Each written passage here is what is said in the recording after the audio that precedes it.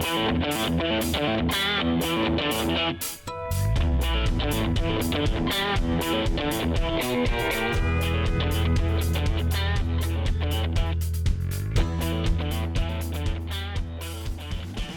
to Power Politics. I'm Jeronimo Cortina, political science professor at the University of Houston. And I'm Brandon Rottinghaus, a political science professor, also here at the University of Houston. Thanks for hanging out with us and talking a little party politics. We say every week that it's an exciting week and there's lots going on, but wow, this has been quite the week. I mean, how much more can we up this before things are just spiraling into orbit? But obviously the big news, Jeronimo, this week is that the former president of the United States has been indicted. The DA from Manhattan, Alvin Bragg, made it official. 34 counts. This is essentially, as we said last week, a case involving hush money from the former president to a former paramour. We'll just leave it at that. Before the 2016 election, surrender is what the DA said to the president, which apparently he's doing with little fanfare. There's not going to be a mugshot. We're not going to have a lot of pomp and circumstance around this, which I think is actually probably the wise choice. Yeah, the less you inflame this, the better. But look, there's going to be a lot of inflamed political feelings around this. So I don't know, what's your sort of sense of how just that process, just let it soak in for a second, right? And tell me what you think this means and like how we're going to kind of move on from this as a political unit. Well, I don't know how we're going to move on, right? Because there is a lot of moving pieces. Yeah. First of all, the process, right? I mean, historically, this is the first time that a former president has been indicted, right? So that's, like for the books, right? Like no one knows. We're literally writing books as we speak on this matter. It's that's very impressive, right? The other things obviously are I guess one regarding, the president's ego, right? And the other one is going to be political. So Donald Trump has been embedded in legal battles, I think since he was probably 18. Right? That's actually true, yeah. And every single time he has won. Yeah. He has never been indicted, before, right? There's never been serious consequences. Right. Financial consequences. Well, I mean, financial consequence there has been, right? A fine here, a fine there, et cetera, et cetera. Everything has been, sealed, et cetera, et cetera. But this is the first time that he has lost. Very public and very, humiliated, right? So we know that President Trump doesn't like to be publicly humiliated. Yeah. So this is not, I'm always a winner so far, right? Yeah. As of today, right? As of today, it's, let's say, 1-0 in favor of New York, Manhattan district attorney. Do you think that Trump runs the risk of kind of talking himself out of a victory here? Because, look, the case, to be honest, is sort of weak, right? I mean, this is a case that there's a good chance they could lose. And depending on the jury pool and the specifics of it, right, there's a lot of kind of moving parts, as you said, and a lot of uncertainty. Can Trump basically talk his way into a conviction here where people no longer trust him, no longer believe him, and that hurts his credibility, which, hurts his ability to be able to get an acquittal on this? Well, I mean, his lawyers are going to be extremely nervous, right? That's the first part, because once this move to trial, then he can win, he can lose, right? If he wins, I mean, that's a gold mine, because it's I told you so. It's a political prosecution, and then he's going to be the candidate for the Republican Party. Yeah. I mean, hands down. Remember the fable, the gingerbread man, right? You can't catch me, and that's Donald Trump, the gingerbread man. And the problem is that, for the DA and for all of Trump's political opponents and some legal opponents, they want to see this go, and they want to have this be the moment where he's brought to justice. But that's probably not going to happen. There are others we'll talk about in a second, but I think it really runs the risk of essentially missing him, right? Wasn't it Oz, right? The prison show where it was like, if you come at the king, you better not miss. And there's a chance they could miss here, right? This legal case is pretty thin, so it could be problematic. I mean, probably this was not the case, right? This was not the case. Not the right one to bring. No, I mean, for those that are seeking whatever it is that they're seeking politically or legally or whatnot. Yeah.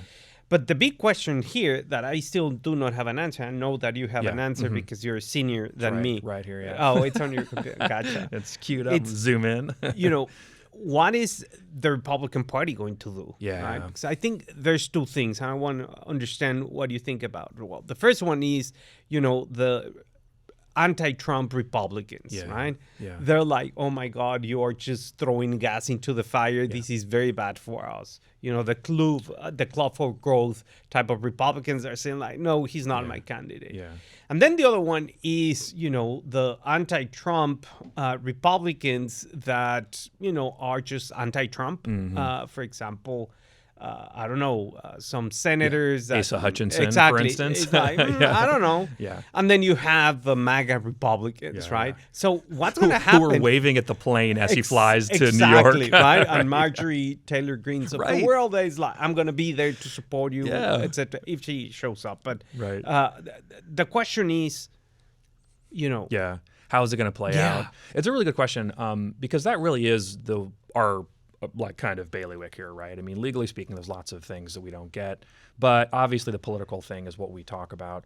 I think that for at least a wing of the party, they like this. And we talked about this last week, that the base really is energized by Donald Trump's use of the kind of, social media as a wedge and as a cudgel against, any kind of opponents. So that's one thing. The Republicans sprinted to back him after this was announced, right? And that has been pretty stunning. Before they even saw the charges, they were lining up to support him. So there's definitely a lot of strength there. Now, I remember the same thing happened for Bill Clinton after the Lewinsky scandal broke, and there wasn't nearly as much evidence there, although it turns out to be mostly true. The Democrats basically lined up to support him too. So there's a real risk here for Republicans, and that if they back him and all of a sudden there's evidence that's overwhelming that shows this is true, it could be a real problem. But here's another thing I want to pitch to you too, and that is the money. In the days following the announcement of the indictment, he raised more than $5 million, $4 million in the first 24 hours. And it was a lot of small dollar donations. 25% came from first-time donors. The average contribution was $34. That's a lot of money when you get indicted. A rarity, right? So, I mean, to answer your question more specifically, I don't know what will happen with all of this, but clearly the party still supports him. The wing that loved him is going to love him. The wing that hates him still hates him.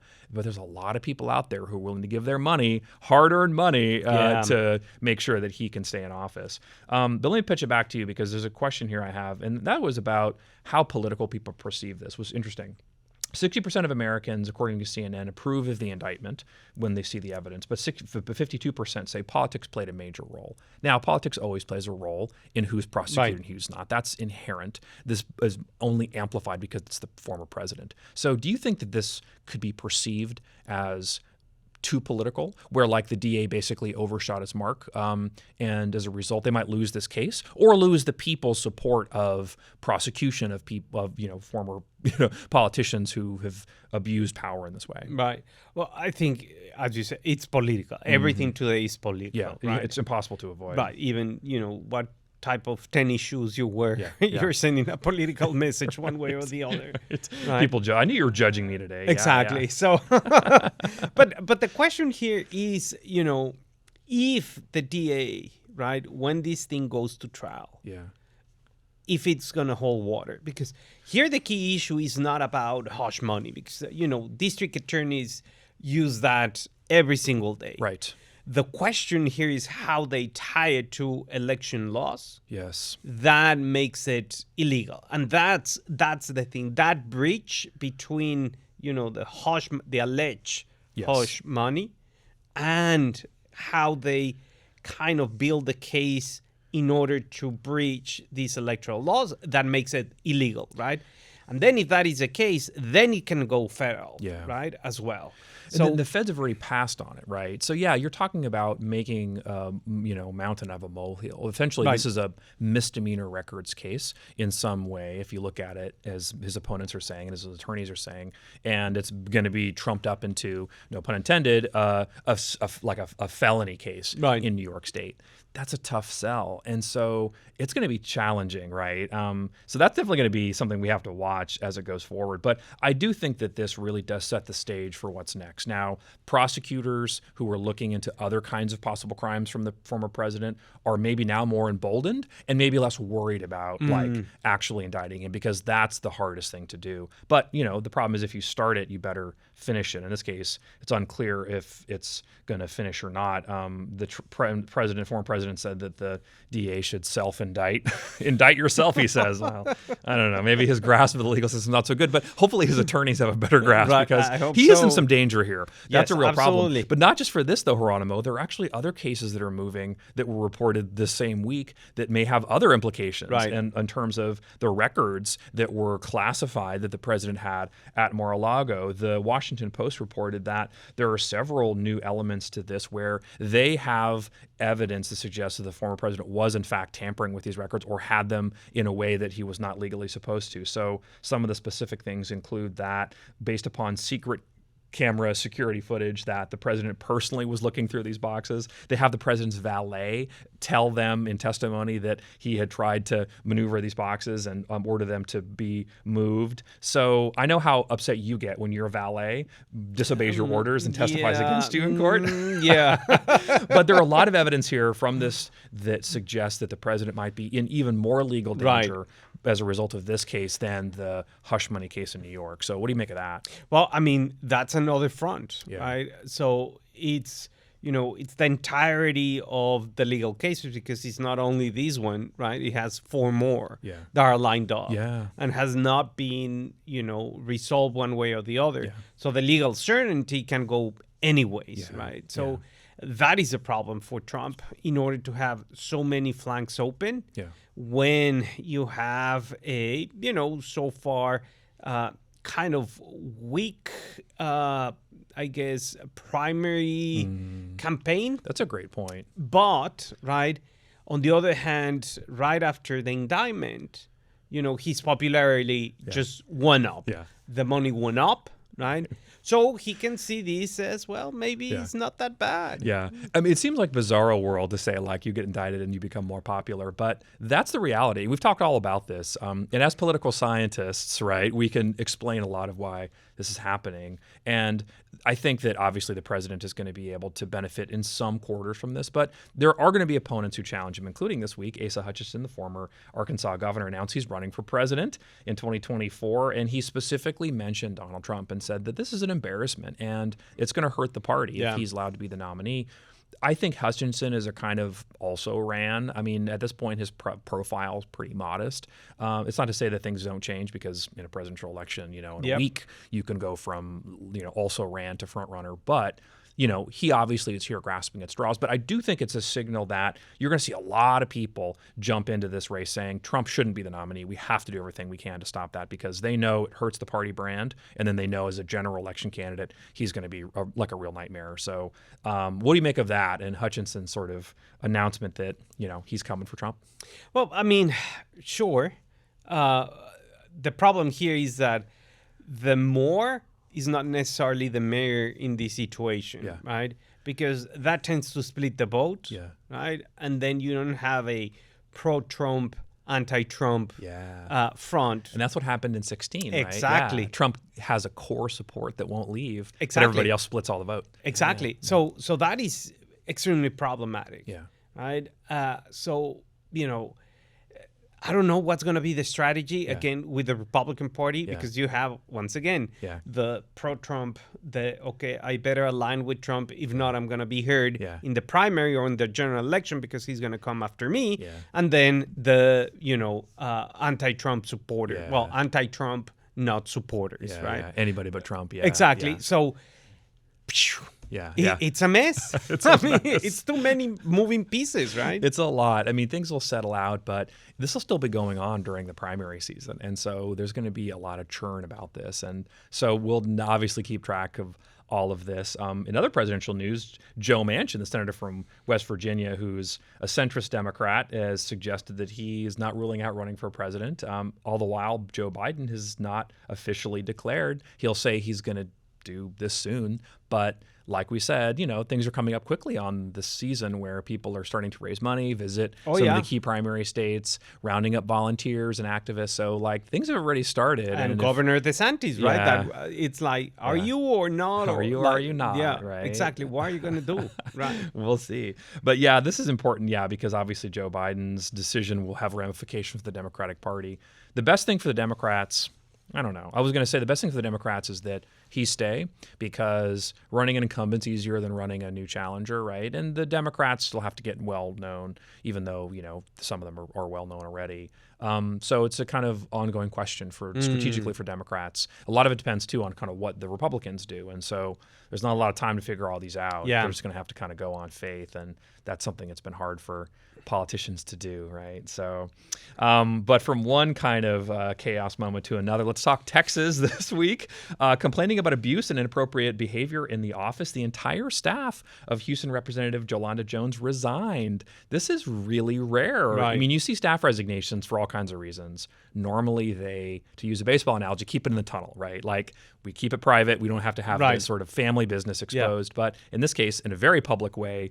The quintessential, I want to spend more time with my family. yeah. More time with family, which means, something went terribly wrong and I'm quitting.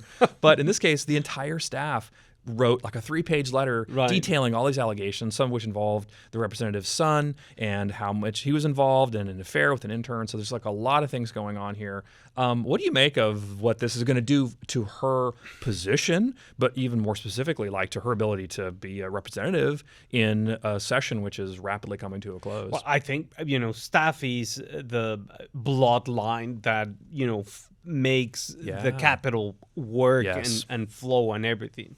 Without staff, there is no simple way of, being able to be an effective representative. Totally, right? Staffers play a key role in terms of the public policy making. They, take calls, they talk to constituents, they, summarize draft, they help them prepare legislation. So it's a myriad of things that they need support. You have to have how fast you can hire and how fast you can train. Well, the session ends in a couple of months. So, I don't know. This is a steep learning curve. Were you looking at my notes? I think you tell all my notes because we are on exactly the same page on this. I don't have my glasses. I know you don't have your glasses, so you can't see. Otherwise, I would totally accuse you. Because we're on the same page in this. And partly we're on the same page because we've done some academic research on staff work and resource distribution. And we find exactly what you said, which is that it's so important, right? And those staff members are conduits to the people, but also to other members. Right. So getting things passed and lining up the legislative process is so important. And if you don't have staff, it's really impossible to do. So it's kind of neutered her ability to be able to act effectively. So hopefully they can get some new staff in there and they can work quickly. But like you said, the session's coming quickly to an end. But that's not to say that hurt feelings are going to come to an end, because there was other news that broke. Actually, last week we didn't get a chance to cover it because we were so busy talking about last week's news. But Representative Harold Dutton here from Houston has resigned from the Texas Legislative Black Caucus. His reason was that they had a panel discussion on public education and did not include him. Maybe a little sour grapes, but there's been a lot of friction between Dutton and the rest of the caucus, the Democratic caucus and the Legislative Black Caucus, especially over the use of kind of public money for private schools. There's been friction there, which has now become much more public. And obviously, Dutton has been unhappy about this. He accuses the caucus of engaging in stank leadership and retaliation because of these policy differences. So what do you make of how this has come down and whether it'll have an effect on the Houston delegation's ability to unify prior to the end of the session, which is really coming to a close fast? A lot of stuff's happening. Bills are starting to get hearings, move to second reading and third reading. The budget's, already on the table for some chopping. What do you make of how this is going to play out for that? Well, first of all, I think that, when you're in politics, as we say in Spanish, la ropa sucia se lava en casa, right? Okay. All the dirty clothes have to be wash at home. Okay. I like that. Okay, good. Right? Yeah. So Dichos. Exactly. So it's, you keep it tight on the one hand. Yeah. And then on the other one is you hash out these differences, right? Yeah. You sit down, you say, what's going on? Yeah. Let's talk about it. We need to be united. And if you're not united, right, you are giving an advantage to the other side, in this case, to Republicans, right? Because it's very easy to move pieces here and there. Mm-hmm. And I think that if you want to be effective in terms of representing, your ideals or whatever it is from whichever party you are, you need to have a very unique front. Yeah. And we know that Democrats are not very good at keeping it together when these situations happen. Right. So I think that, politically was, I guess, a mistake of not inviting Dutton to this conference. Even as a courtesy, it's like you have to kind of close that circle. And then, obviously, Dutton response, surfaces in such a way that you say, like, something is going on. And there's more, right? Yes. Also, I mean, in preceding this, the Democrats have been hammering on his bills and knocking them down, blocking them from getting further hearings. This is definitely like a friction that goes beyond just this one panel, but this was the straw that breaks the back of the camel, right? Small, but obviously meaningful. Yeah. The other thing I think it's important to note is, as you said, unity is critical here for Democrats. And what we find really is that there's still this internal divide in the Democratic Party. I don't think you're talking about the same kind of ideological divide for Republicans, where you've got a wide gap between the far right and the kind of mid-right, but you definitely have a divide there in terms of ideology and in terms of tactics. And so Dutton's from the old school. He's from the kind of, mode of the, kind of legislature where you were a moderate, and that was a sort of proud badge of honor. And although he's a Democrat, he still feels like, in some cases there are things he'd compromise on and work with Republicans on. So this divide is still really apparent, and it's even more apparent, and I think we'll see more of this when we see how the Democrats tackle some of these controversial bills coming up. And some of these bills, the Republicans need a supermajority to be able to compete. And the caucus chair, Troy Martinez-Fisher, has said, we're not going to let them just kind of railroad us. We're going to fight on these key bills. Right. And so they need every vote, first of all, like you said. But second of all, this divide could be problematic for them if they aren't able to fix it. So we're going to have to kind of monitor how this goes out. But some other news of interest this week involves Harris County, and that's that the Comptroller has rescinded his determination that Harris County is trying to defund police. This goes back to a fight over a state law passed in 2021, Senate Bill 23, that bars large counties from cutting law enforcement spending without getting approval from voters. We talked about this weeks ago, and you had a great point, which was like, it's confusing what standard you're using, how you're counting these things. The Comptroller basically said, okay, using an annualized measure of how much of a percent of the budget goes up or down is the way to go. And Harris County showed us they did that, but they still defunded police. Right. And so his letter is confusing. The whole thing is confusing. So tell me, what is going on here? Well, what does this mean for us? It's the power of math. Okay, yeah. it's just, that is impressive. So, okay. The problem was that, Harris County changed the number of months in the year. So when they presented these things, that's magic right there. No, wait. Right. Okay, it gets better. They were transitioned to a 12-month budget cycle rather than, fiscal year or whatever is that we're using, right? So it was based on 7 months. Gotcha. So when you look at that and then you annualize it, then, you say, well, it's missing money, right? And the whole argument was like, yeah, but you're using the wrong, I guess, denominator, right? Because you have to divide these by 7, not by 12, and therefore, boom. And the raw numbers don't matter as much as the percentage, right? Exactly. And so, again, confusing, Right. So the issue here is once the whiteboard and the, Venn diagrams and, step 1, take this money. Like string, exactly. Conspiracy theory style. You get the abacus and start counting, et cetera.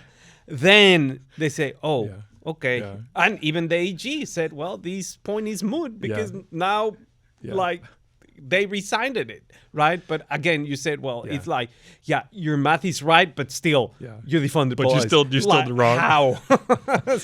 I think you make a good point, and that is that it puts a lot of pressure on the Comptroller's office to be able to navigate this. And so Glenn Hegar, to be honest, I'm not going to say governor in waiting, but he's of that next generation of leaders who's going to be in contention to be in that big three, and he's going to have to really handle this effectively. So this kind of weird wishy-washiness where, okay, mathematically you're right, but politically you're wrong, I'm not sure it's going to fly. Right. The primary voters in the Republican Party want a firm answer on this, and he kind of gave them 2 answers, which they're not going to go for. So that's interesting to note. It does demonstrate the potency of this issue, right? Not only just the defunding police issue, but also the local control issue. We've seen scads of bills that are going to remove local power and give it back to the state. So the sweeping preemption bills to take over state-owned utilities, bills to ban local lobbying, so a bunch of stuff. So obviously this is going to be an ongoing issue, and we'll see how it plays out at the end of this, but that's that's important to note. Real quick, let's talk about the Supreme Court in Texas striking down Proposition B. This was a voter-approved measure that would have given firefighter pay with police. It was estimated to cost the city about $80 to $100 million. City's ecstatic because now they don't have to pay, right?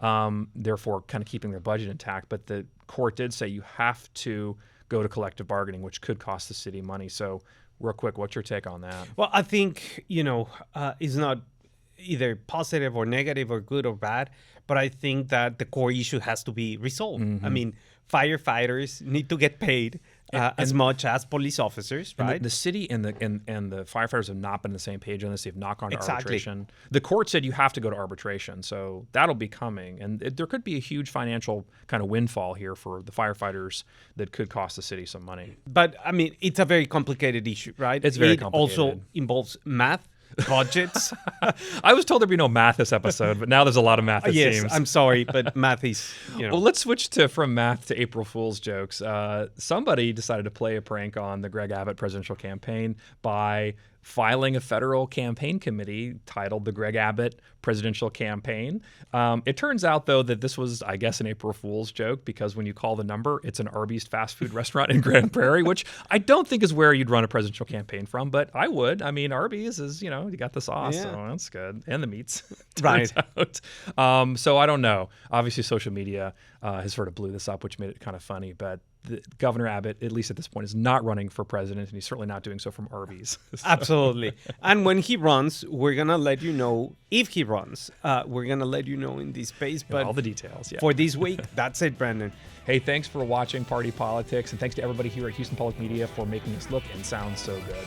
I'm Jeronimo Cortina. And I'm Brandon Rottinghaus. We'll see you next week.